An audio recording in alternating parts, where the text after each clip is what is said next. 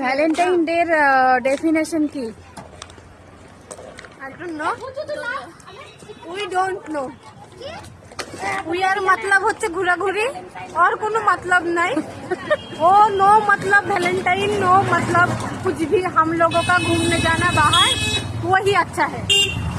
Valentine's day এর আমি যেটুকু মানে জানি, ছোটবেলায় তো এসব ছিল না, তো এখনকার জেনারেশনের কাছে ভ্যালেন্টাইন ডে খুব স্পেশাল। বাট আমি মনে করি যে সম্পর্কে ভালোবাসা আছে, সেটা যেই সম্পর্কেই হোক না কেন, বোনের বন্ধু, সে সম্পর্ককে সম্মান দেওয়া।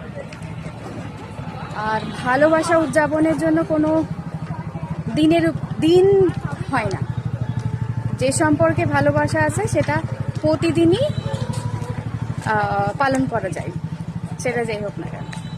তো যাই হোক, আমি বেরিয়েছি এই দুই মহারথীর সঙ্গে।